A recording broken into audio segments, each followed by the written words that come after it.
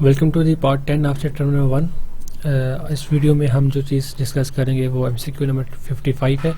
A cube of material of side 1 centimetre has a resistance of 0.002 ohm between its opposite faces. If the same volume of the material has a length of 8 centimeter and a uniform cross section, the resistance of this length will be। ठीक है, हमें क्या क्या चीज़ें given है।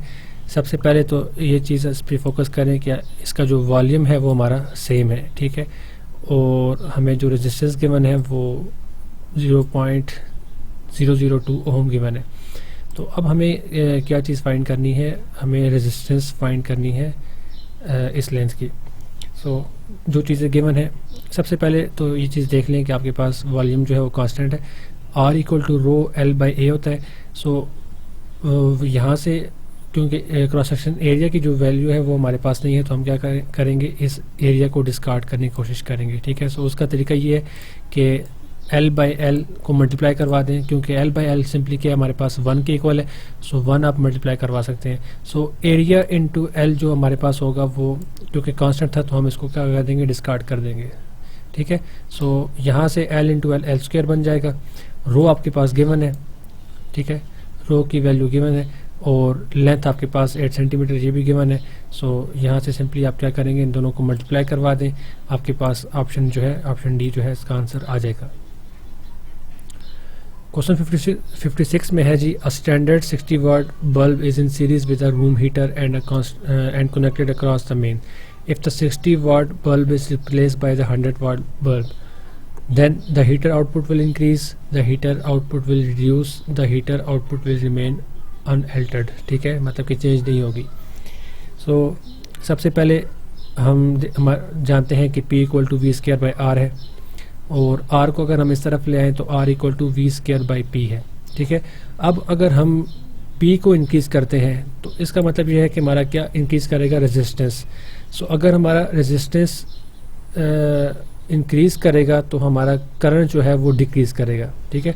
अब इस question में क्या हुआ, इस क्वेश्चन में ऐसे हुआ कि हमारे पास जो P था वो इंक्रीज़ किया हमने, कैसे, 60 वाट से हमने इसको इंक्रीज़ कर दिया 100 वाट पे। इससे क्या फ़र्क पड़ा, इससे ये फ़र्क पड़ा कि जब हमारा P इंक्रीज़ हुआ तो हमारा R जो था वो डिक्रीज़ हो गया, ठीक है। जब R डिक्रीज़ हुआ तो हमारा I जो था वो इंक्रीज़ कर गया, क्योंकि हमारे पास V is equal to I R होता है, और I is equal to V by R. मतलब कि रेजिस्टेंस को कम करने से हमारा जो करंट है वो इंक्रीज़ करता है, ठीक है। करंट हमारा जब इंक्रीज़ करता है तो इससे क्या फ़र्क पड़ेगा कि हमारी जो हीट है वो इंक्रीज़ करेगी, क्योंकि हीट का हमारे पास फार्मूला है I square into R T, ठीक है। अगर I हमारा इंक्रीज़ करेगा तो हमारी जो आउटपुट में हीट है वो क्या करेगी, वो भी इंक्रीज़ करेगी। अगर इंक्रीज़ वाला ऑप्शन हम देखें तो ऑप्शन नंबर ए जो है वो हमारा करेक्ट है। यहाँ पे the heater output will increase, option number A is correct. 2 aluminium conductors have equal length, ठीक है। ये हम साथ साथ इसकी जो मैथमेटिकल वैल्यूज़ है इसको हम यहाँ पे देखते जाएंगे। सबसे पहले तो 2 एल्युमिनियम कंडक्टर्स, ठीक है, दोनों जो कंडक्टर्स हैं वो एल्युमिनियम के हैं। तो यहाँ से एक चीज़ हमारे क्लियर होनी चाहिए कि हमारी जो रेजिस्टिविटी है वो सेम होगी, ठीक है। दोनों मटेरियल सेम है तो हमारी रेजिस्टिविटी जो है वो सेम होगी। उसके बाद इसने ये भी कह दिया कि इक्वल लेंथ, मतलब कि L1 will be equal to L2, ठीक है, वो हमने यहाँ पे लिख दिया। उसके बाद the cross section area of one conductor is 4 times that of the other.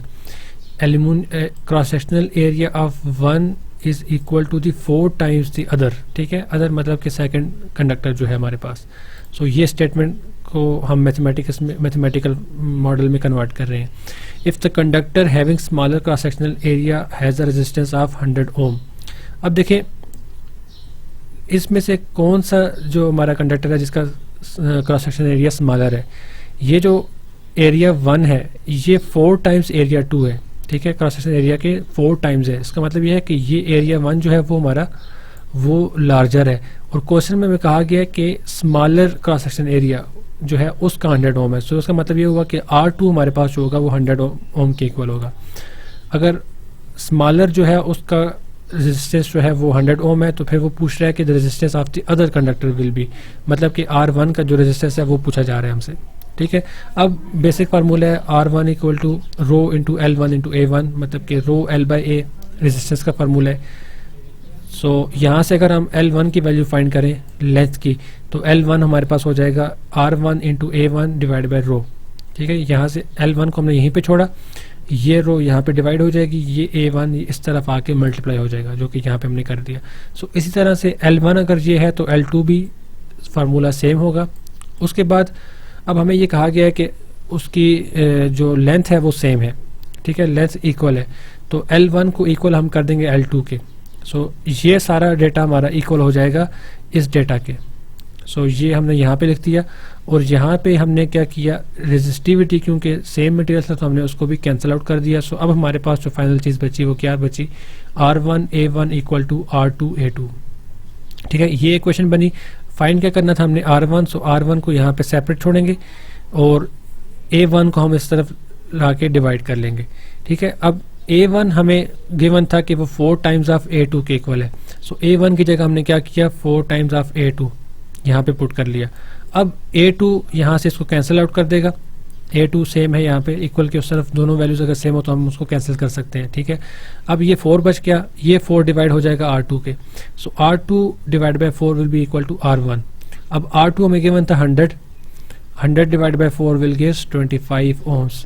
सो इस तरह से हम क्या फाइंड कर सकते हैं, अपना जो रेजिस्टेंस है R1 की value with the help of this data. So option number D is correct, which is 25 ohm.